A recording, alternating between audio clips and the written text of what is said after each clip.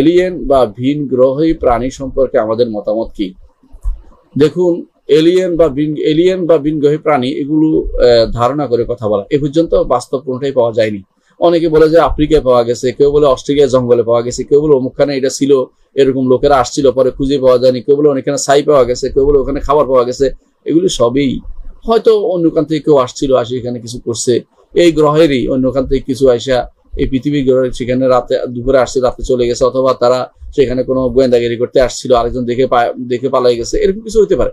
সেখানে আরেক গ্রহ থেকে এখানে একজন আসছে এবং তারা জাহাজ বানায় নিয়ে আসছে। এই জাতীয় জিনিসগুলো বিভিন্ন সায়েন্স ফিকশনে হইতে পারে, বাস্তবতা সেগুলি কোনো অস্তিত্ব পাওয়া যায়নি এবং এই পর্যন্ত প্রমাণিত হয়নি।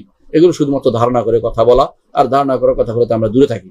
যদি কোথাও কিছু পাওয়াও যায়, মানে নিলাম যে কোনো আল্লাহ তাআলা সৃষ্টির অভাব নেই, তিনি সবখানে অনেক কিছু সৃষ্টি করতে পারেন, তারপরেও সেগুলো কোনো বিবেকবান কোনো প্রাণী নয়, অর্থাৎ এমন প্রাণী নয় যে প্রাণীর উপর শরীয়ত আসছে। কারণ শরীয়ত আমাদের মুহাম্মদ রাসূলুল্লাহ সাল্লাল্লাহু আলাইহি ওয়াসাল্লাম যিনি আমাদের জন্য নিয়ে আসছেন, এবং এই পৃথিবী এই গ্রহটাই শুধুমাত্র আল্লাহ তাআলা মানুষের উপযোগী করে তৈরি করেছেন বলে আমরা বিশ্বাস করি। এর বাইরে অন্যগুলো যারা এই যেগুলো বিবেকবান প্রাণী, যাদের উপর শরীয়ত প্রবর্তিত হয়, এমন কেউ কারো অস্তিত্ব আছে বলে আমার মনে হয় না। এটা আমার ব্যক্তিগত মত হিসেবে দিচ্ছি।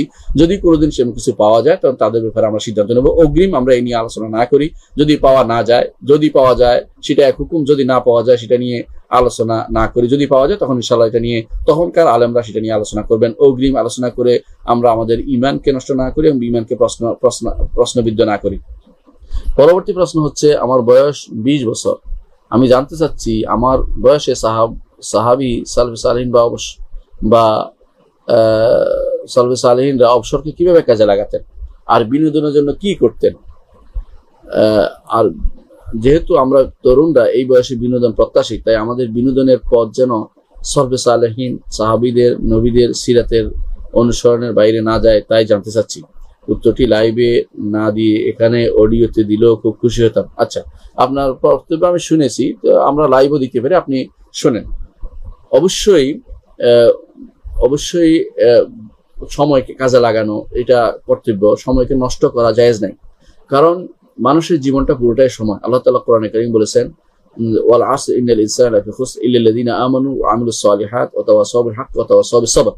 আল্লাহ তাআলা শপথ করেছেন সময়। কেন বলছেন যে শপথ করে বলছেন যে প্রত্যেকটি মানুষের ক্ষতিগ্রস্ততা আছে, তবে যারা ঈমান আনবে, আমল সালেহ করবে এবং সৎ কাজের আদেশ দিবে, অর্থাৎ তাওয়াসিবিল হক করবে, হকের কথা বলবে, ওসিয়ত করবে, ও তাওয়াসিবিস সবর এবং সবরের ধৈর্যের ওসিয়ত করবে, তারা সফল কাম হবে। এই হিসাবে বোঝা যাচ্ছে যে মানব জীবনের সবচেয়ে বড় কাজ হচ্ছে ঈমান, আমল, দাওয়াত, সবর। এই 4টি কাজে নিজেদেরকে ব্যপ্ত রাখা। তো সাহাবায়ে কেরাম তারা 20 বছর নয়, আপনি 20 বছর তো অনেক বড় সময়। এই সময়ে সাহাবায়ে কেরাম অনেকে সরাসরি তারা এই মুজাহিদ ছিলেন, জিহাদ করতেন। 15 বছরে ইবনে ওমর রাদিয়াল্লাহু আনহু জিহাদে গিয়েছেন, এবং সাহাবায়ে কেরাম 15 বছর হলে কেউ আর জিহাদে বাকি থাকতেন না, সবাই আল্লাহর দ্বীনের জন্য তারা কাজ করতেন। তারা অবসর সময়, আপনি যেটা খুঁজতেছেন, অবসর সময় তাদের ছিল না। অবসরগুলি তারা কাজে লাগাতেন আল্লাহর দ্বীনের জন্য। কিভাবে অবসর সময় তারা, যেটা আপনি বুঝতে পারছেন, হচ্ছে কোনো দিন, ধরেন কোনো ঈদের দিন অথবা কোনো দিন তারা সময় পেয়েছেন, তখন তারা ঠিকই দৌড়াদৌড়ি করতেন, তাতে করে শরীর স্বাস্থ্য ঠিক থাকে, এটা প্রমাণিত। এবং তারা এক রকমের ইয়ার মতো, ক্রিকেটের মতো পিছনের দিকে বা পায়ের দিকে বলের মতো এক ধরনের খেলা তাদের খেলেছেন, তাদের দৌড়াতে পারতেন পিছনের দিকে। এই দৌড়টা তাদের মধ্যে ছিল। এবং আপনারা জানেন যে রাসূলুল্লাহ সাল্লাল্লাহু আলাইহি ওয়াসাল্লাম এবং তার স্ত্রী আয়েশা রাদিয়াল্লাহু আনহার মাঝেও দৌড় প্রতিযোগিতা ছিল। এবং আপনারা জানেন যে মসজিদে রাসূলুল্লাহ সাল্লাল্লাহু আলাইহি ওয়াসাল্লাম মসজিদে ঈদের দিনে হাবশার যারা ছিল, তারা মদিনার যারা ছিল, তারা সেখানে এক ধরনের প্রতিযোগিতা করেছেন, এবং তারা সেটা এবং রাসূলুল্লাহ সাল্লাল্লাহু আলাইহি ওয়াসাল্লাম এবং তার স্ত্রী সেটা উপভোগ করেছেন, দেখেছেন তারা। এ দ্বারা বোঝা যাচ্ছে যে এই অবসর বলতে যেটা বোঝায়, এটা পুরোটাই যেন অবসরটা যেন দ্বীনের উদ্দেশ্যে হয়, দুনিয়ার উদ্দেশ্যে না হতো, যেটা কোনো শুধুমাত্র সময় নষ্ট করা যেটা করা হয়। যেমন কিরকম সময় নষ্ট, যেমন আপনি লুডু খেললেন, অথবা এই জাতীয় দাবা খেললেন, অথবা এই জাতীয় খেলাগুলো, যেগুলো হচ্ছে সময় নষ্ট ছাড়া কিছুই নেই। এগুলো দ্বারা কোনো উপকার মানুষের হয় না। এগুলি যারা, এবং মিথ্যাচার হয় অনেক বেশি, যে তোমার বাঘ খেয়ে, তোমার খেয়ে ফেললাম, তোমার মন্ত্রী খেয়ে ফেললাম, তোমার রাজা খেয়ে ফেললাম, মিথ্যা কথা। রাজা কোথায়, কোথায় মন্ত্রী, এত কতগুলো গুটি, এগুলো মিথ্যা কথা। এগুলো এই জন্য, এগুলো যেহেতু মিথ্যাচার, এগুলোকে শরীয়ত সমর্থন করতে পারে না। নার্দ এবং ইয়া সম্পর্কে, বিশেষ করে নার্দ এবং এই জাতীয় যেগুলো গুটু লুডু এগুলো যতগুলো আছে এগুলো কোনোটাই জায়েজ নাই, এবং যেগুলো ক্যারাম বোর্ডও এরকম একই, যদি কোনো ফায়দা নেই এগুলিতে। কিন্তু এর বাইরে যেগুলোতে হাত কসরত হয়, শরীরের স্বাস্থ্য ঠিক থাকে এবং আপনার ইবাদতে মন বসবে এবং শরীরটাকে আপনি সতেজ করতে চান এবং আল্লাহর দ্বীনের জন্য নিয়ত করে আপনি কাজটা করবেন, সেটাতে আপনার উপকার আছে। যেমন অনেক সময় হ্যান্ডবল হতে পারে বা হতে পারে, যেটা বলা হয় ভলিবল হতে পারে, অথবা টেবিল টেনিস হতে পারে, যেগুলো আপনার উপকার আছে শরীরের বাস্তব, যেগুলো খেলোয়াড়রা বলে থাকে এগুলো উপকার আছে। দেখুন ব্রেনের উপকার নামে তারা চালু করছে এখন বর্তমানে অনেক সময় খেলাধুলা বা বিভিন্ন গেম, ভিডিও গেম বা এই জাতীয় এগুলো আসলে ব্রেনের উপকার না, ব্রেন অপকারী করে। একসময় যে ব্রেন ডাল হয়ে গেছে, মানুষ কোনো ভালো কিছু করতে পারছে না, কারণ এগুলি ব্রেনের উপর চাপ পড়ে প্রচন্ড, এবং এগুলোর পিছনে থাকতে থাকতে একসময় দেখা যাচ্ছে আর লেখাপড়া তার হচ্ছে না এবং দিনের বাইরে চলে যাচ্ছে, পুরো সময়টা সে এর মধ্যে নষ্ট করছে। এই জন্য এই জাতীয় কাজ যেন না হয় খেয়াল রাখবেন আপনি। এই সময়টা সাহাবায়ে কেরাম কি করতেন? সাহাবায়ে কেরাম প্রথমত তারা প্রথম কাজ ছিল তারা কোরআন নিয়ে থাকা, রাসূলুল্লাহ সাল্লাল্লাহু আলাইহি ওয়াসাল্লাম দার্সে বসা, সেগুলো শুনতেন এবং সেগুলো তারা কাজে লাগাতেন। ক্ষেত খামারে তারা যেতেন, কাজ করতেন, যেটা তাদের কাজ ছিল তারা মসজিদে থাকতেন এবং তারা সেখানে দিন শিখতেন, জিন এবং দিন শিখতেন। আর যখন কোথাও যদি কোনো এরকম যা স্বাস্থ্য গঠনের জন্য প্রয়োজন সেটা যদি করার দরকার ছিল তারা সেটা করতেন এবং এটা কেউ নিষেধ করতো না। এই জন্য কখনো কখনো আবার যদি রাসূলুল্লাহ সাল্লাল্লাহু আলাইহি ওয়াসাল্লাম তাদেরকে নিয়ে বাইরে কোথাও জিজ্ঞাসা করতেন, কোথাও বা রিয়ার কোনো কিছু জিজ্ঞাসা করতেন, সেটাও তারা করতেন, অর্থাৎ বিভিন্ন প্রশ্ন উত্তরের ব্যবস্থাপনা রাসূলুল্লাহ সাল্লাল্লাহু আলাইহি ওয়াসাল্লাম করতেন। এরকম সালফে সালেহিনের মধ্যে অনেকেই দেখা গেছে তারা বিভিন্ন সময় পড়াতেন ছাত্রদেরকে, আবার কখনো কখনো ছাত্রদের নিয়ে বাইরে যেতেন, বিভিন্ন জায়গায় যেতেন। এটাও বিভিন্ন সালফে সালেহিন জীবনী থেকে প্রমাণ পাওয়া যায়, তারা যেতেন।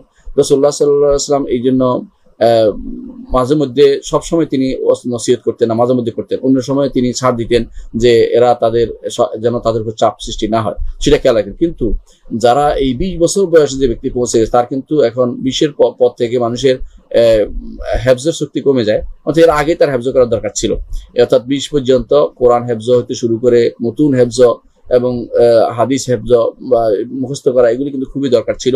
এগুলো যদি আপনি করতে পারতেন তাহলে আপনি সালফে সালেহিনের নীতির উপরে আপনি থাকতে পারতেন।